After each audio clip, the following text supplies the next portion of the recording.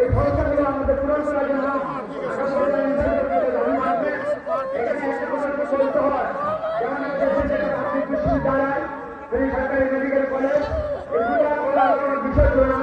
আমি বলছিলাম দুর্ভাগ্য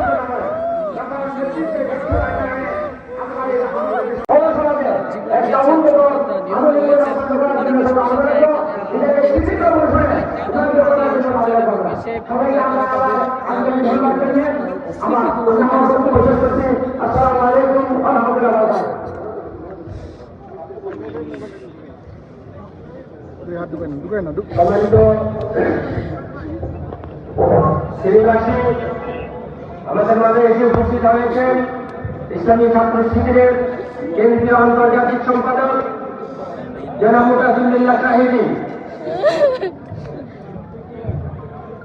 আমরা মুতাসিমুল্লাহ সাহিদিকে অভিনন্দন জানাচ্ছি।